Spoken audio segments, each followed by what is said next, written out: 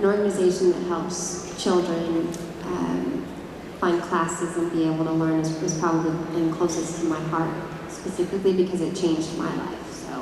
So Dizzy Feet, Share Strength, TAPS. I love TAPS. Just did an event for them.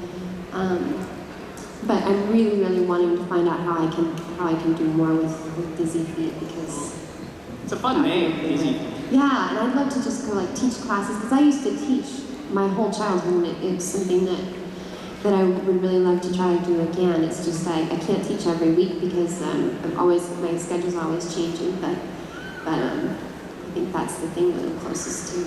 Do you think you could teach me to dance? Could you teach anybody, no matter how bad their rhythm? Everybody can dance. Everyone has got their own style. That was very diplomatic.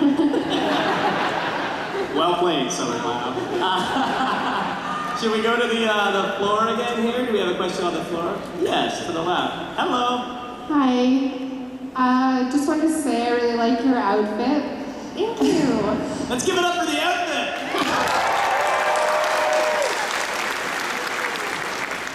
And I was wondering if you kept up with ballet at all, and if there are any other sort of dances you like to do.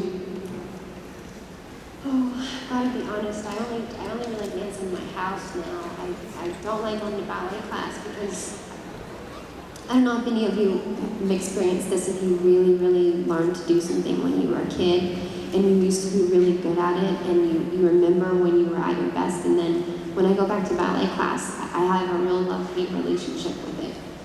So now my favorite dance class that I do still go to is Fosse-style jazz. Because I was never good at that, so I don't have to worry about it. I just kind of stand in the back and have fun. But yeah, I miss it, but it's just hard for me to go back to ballet now.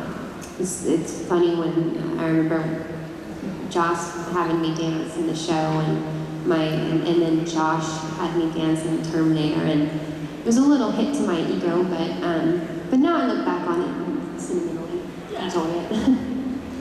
I want to ask you, obviously you were so focused on dancing at a younger age, and now you have this amazing acting career. If you couldn't act or dance, what would you do?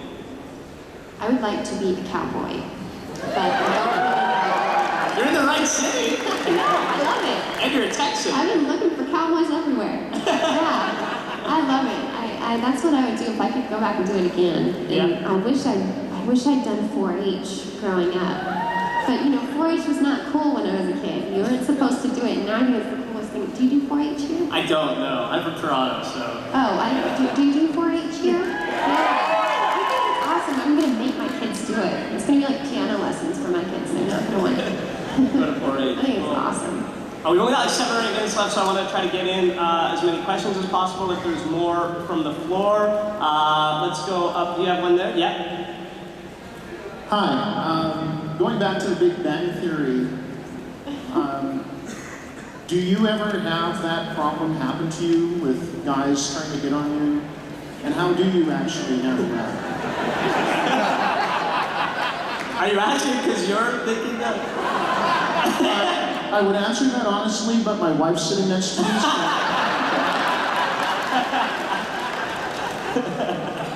I don't, guys don't hit on me. No, I don't get hit on.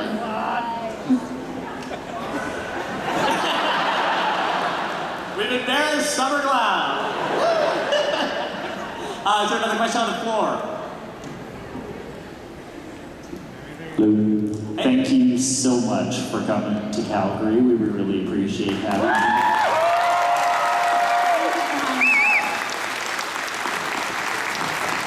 So at various points, Firefly was really dramatic and there were a lot of very emotional scenes. What was the hardest thing for you personally to do? Jumping out of that box was definitely the hardest thing. And I remember we shot it at the end of the schedule for the pilot. And gosh, this was one of these embarrassing learning experience things.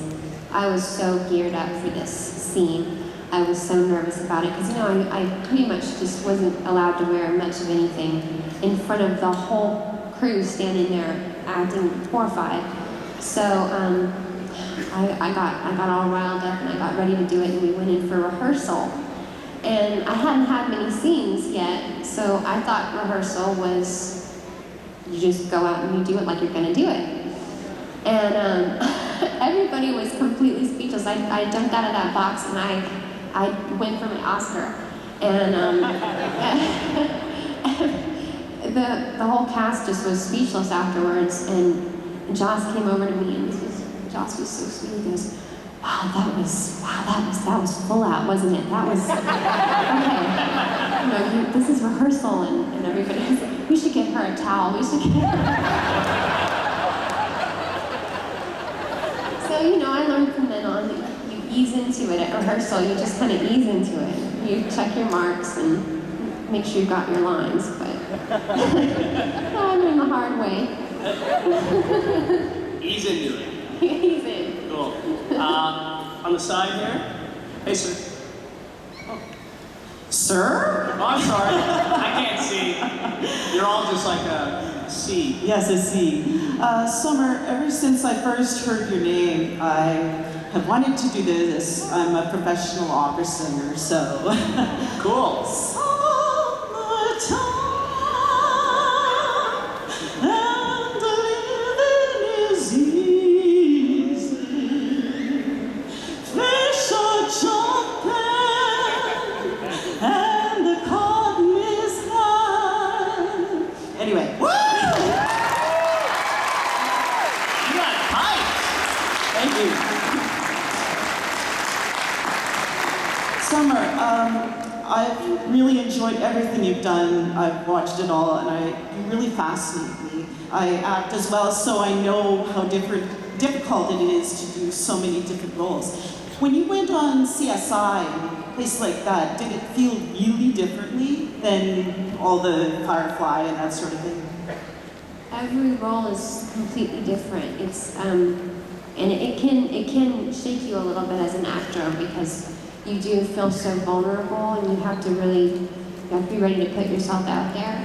So I found CSI challenging because it was one of my first jobs, and my scene was with Mark, and that set was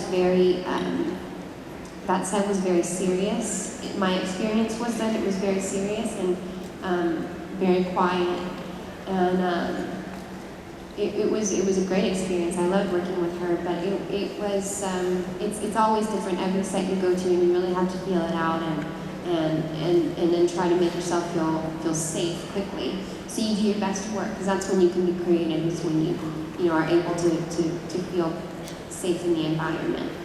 But I've had fun on every set. I've never, in all the jobs that I've done over the past 10 years, ever had a bad experience so far. Everyone's been really, really great.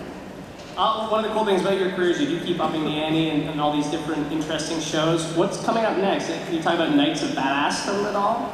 Oh, I'm so excited about that. That's my first comedy movie that I've done, and actually I didn't name it. That was funny. A lot of people didn't know it was supposed to be funny. And if you didn't know it was supposed to be funny, then it must have been a bad experience for you. It was a comedy, but anyways. I shot that movie last summer. Steve Zahn, one of my favorites. Yeah. And an incredible cast: Peter Dinklage and Jim Simpson and Danny Pudi and Ryan Quanten and my friend Margarita Uviva. It's about one summer night. Larpers go out to play, and things get dangerous. Yeah.